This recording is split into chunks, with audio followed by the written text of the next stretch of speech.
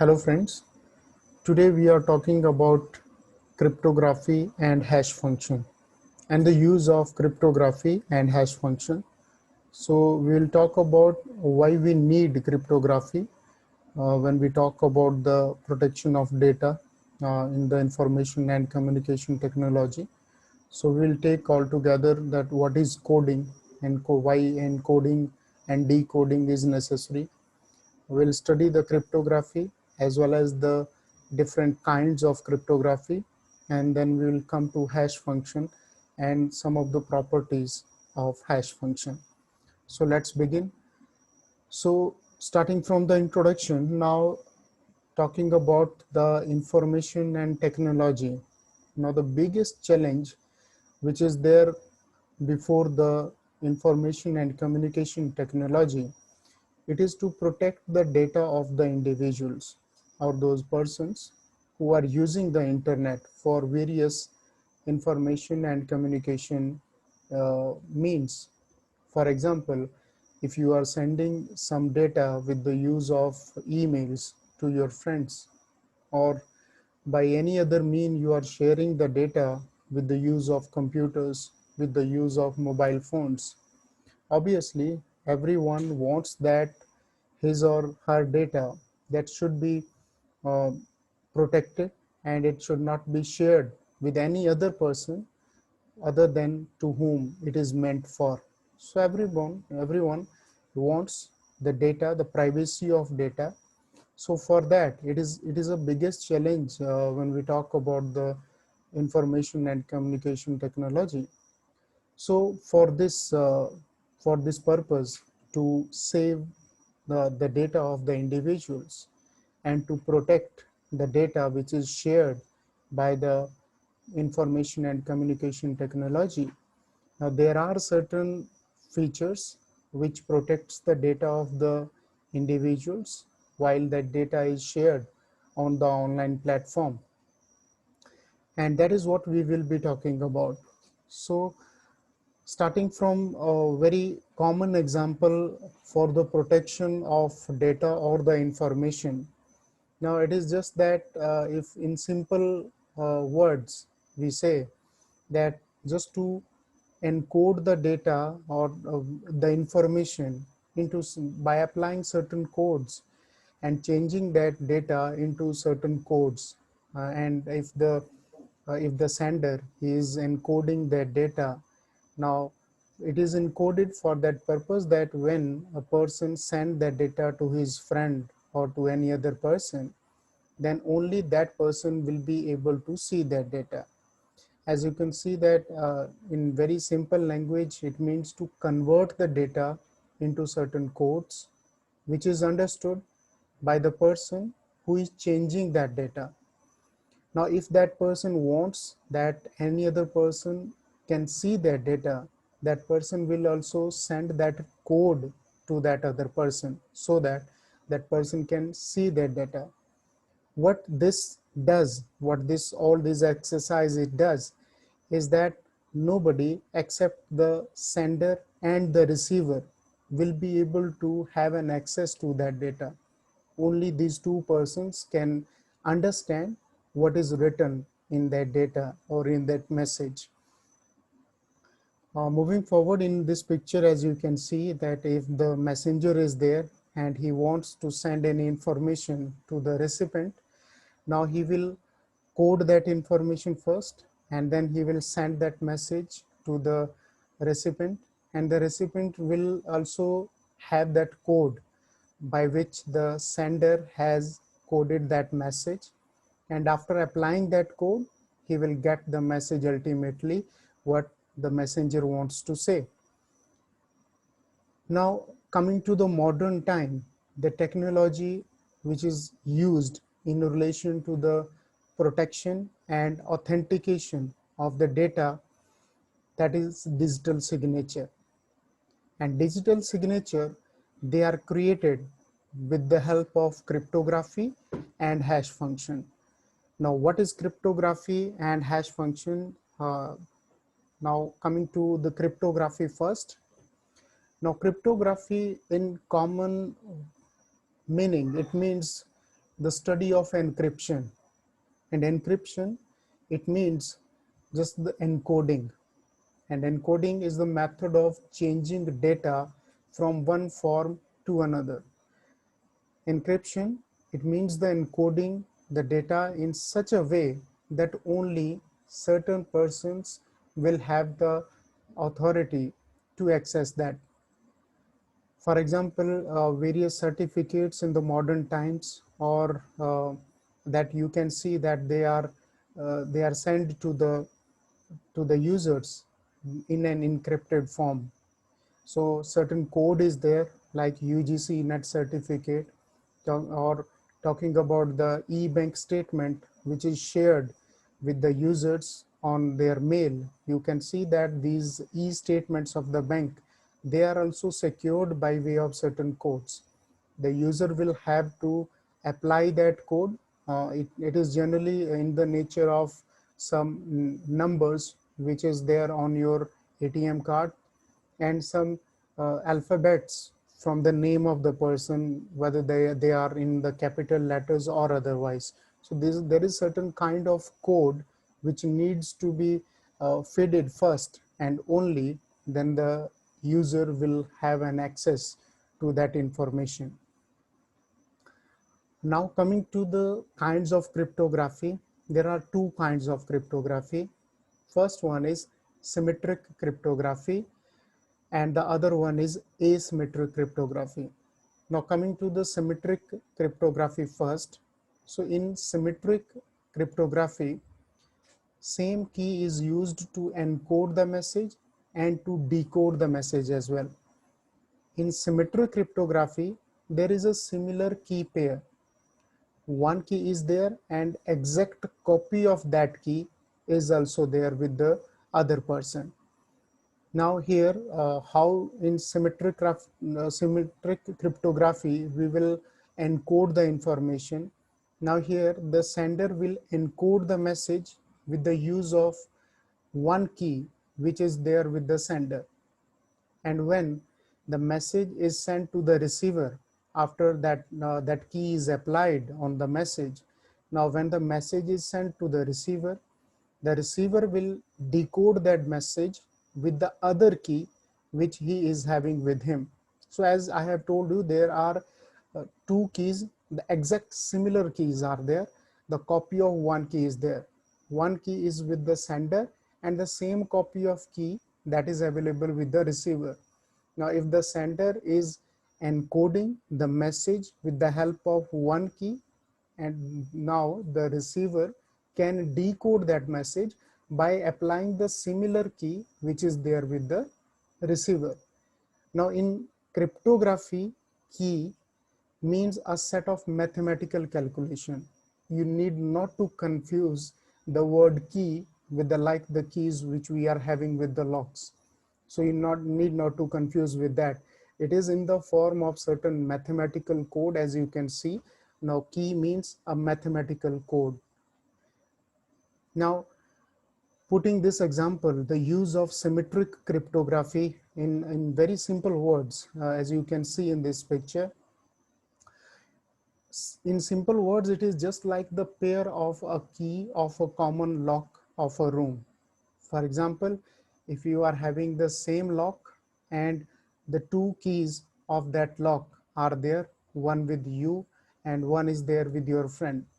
So any of you, either your friend can lock that lock, and you are also able to unlock that lock with the help of the other key which is there with you.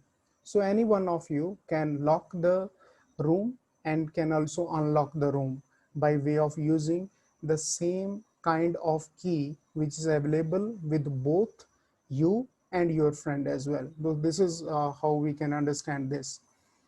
Now with the help of this image as well, we can also understand that how the symmetric cryptography it functions. Now see here, the sender is there, and suppose he wants to send that message to the receiver. Now first, suppose this message is there and he writes in this message, hello, how are you?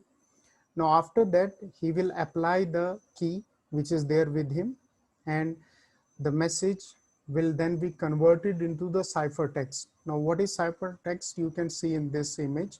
Now, this kind of image will appear after the key is applied on the message. Now, after applying the key, the message will get converted into the ciphertext, and after the ciphertext, it is sent to the receiver.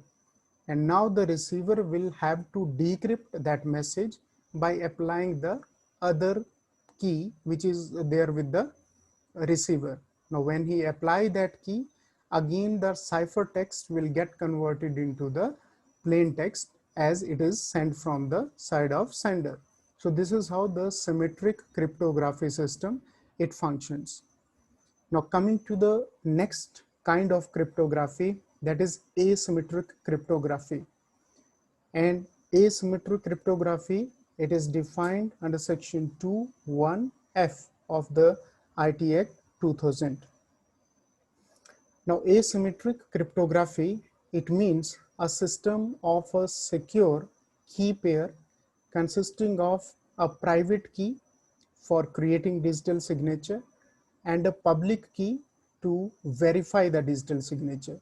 So here, what is different from symmetric cryptography is that here you will find two different keys. Now here there is not the exact copy of the key as there in the symmetric cryptography. Now here two different keys are there. One key is known as private key, while the other is known as the public key. So private key is personal to the person and it is not shared with anyone. While on the other hand, the other kind of key, that is public key, it is shared to everyone. Now in asymmetric cryptography, these two kinds of keys are there, and one key can do only one function and once only. That means one key cannot be used to do both the function. Now putting in more simple words, it means that if a message is encrypted with the help of private key of the user, it can only be decrypted with the help of the public key, and vice versa this functions. Now that means that if a message is encrypted with the help of public key, that message can only be decrypted with the private key. The private key cannot be used for doing both the functions, that means to encrypt the message as well as to decrypt the message. This cannot happen, and the same thing is there with the public key also. So one key can be used once only to do one function at the same time. Now you can understand this by way of this picture as well, the functioning of symmetric cryptography and asymmetric cryptography as well. Now see, when first we'll talk about the symmetric cryptography. Suppose this is the message. Now the sender wants to send this message to the receiver. Now he will apply the key on this and the message get converted into the ciphertext like this, you can see in the picture. After that, when the message is sent to the receiver now will have to decrypt that message by applying the same key which is there with the receiver. As I have told you, then in symmetric cryptography, there is exact copy of key which is available both to the sender as well as to the receiver. So this is how the symmetric cryptography system functions. Now in asymmetric cryptography, now there are different kinds of key.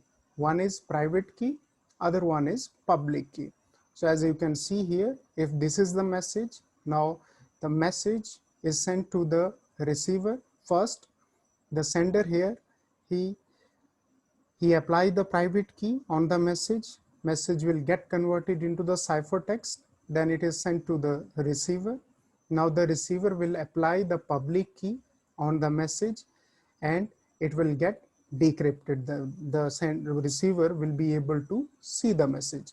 Now otherwise also, if the receiver wants to send a message to this person, he will first apply his public key. The message will get converted into the ciphertext. Now the message will be sent to this person. Now here this person will again apply his private key and the message will be decrypted and he will be able to see the message. Now coming to next is double encryption. Now what is this double encryption? This is the most secured form of encryption. It consists of asymmetric cryptography with the use of two sets of key, that is sender's public key and private key, and second one is the receiver's public key and private key. The double encryption secure the data with a high degree of security because of the use of double use of public key as well as double use of the private key. Now we can understand this by way of this example. Now suppose A wants to use the double encryption. Now A locks first the message by using his private key. Now after that, the result what he will get, he will apply again, or he will lock the message again with the help of his public key. Now here he will send the message to B. Now B will first have to decrypt the message by applying his private key, and after that he will have to again decrypt that message by applying his public key, and then he will be able to see the message. Now the next come hash function. Now with the use of hash function, the input of a user is encrypted to a mathematical code. Once an input is encrypted by applying hash function, it cannot be decrypted at all, even by the user himself. So this is a unique quality of hash function, that once it is applied by a user, even the user cannot decrypt the information himself. Hash is a one-way function only. It functions in one way. So by the result, that means no one can get the input what a person has input for getting the hash result. So as you can see here, if we type anil, ANIL, and we apply hash function on it, it will get converted into this kind of code. And that means hash function is such a unique function that by this result, this is known as hash output or hash result. So by hash output, no one can come to this conclusion that this is the the input of this message is anil. Now some of the properties of hash function. The first one is hash output is always fixed. Now doesn't matter the length of the input, that what you are typing and how long the input is. Now as you can see by way of this example, if ANIL anil is typed and you apply hash on that, you will get a fixed length of number, this mathematical code. And even if you are adding something here, suppose you type ANIL anil s and you apply hash function on that, you will get again the same length of output. Now the hash result, it will not change altogether when we talk about the length of the hash function. So its output is always a fixed length, one thing. Secondly, hash function is not reversible.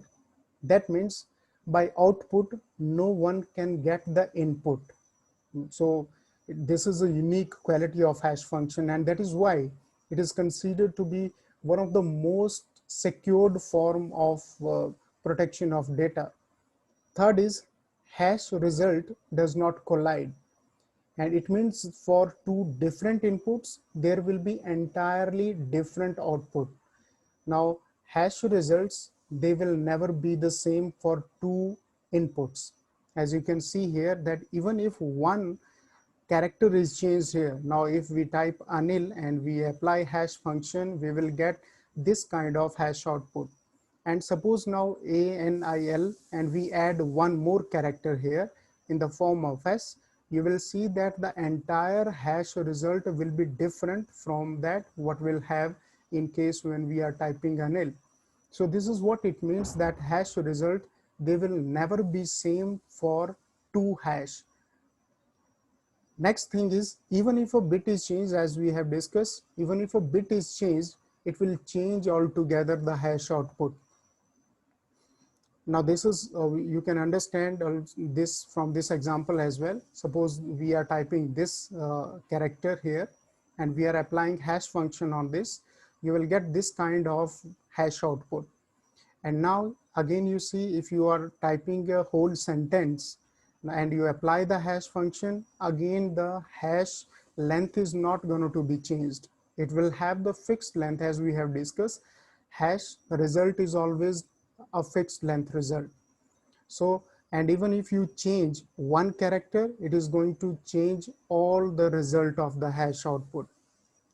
And the last character of hash function, it is, hash function is one side mathematical calculation. That means that by output, no one can get the input from the hash. This is it in this lecture. Thank you.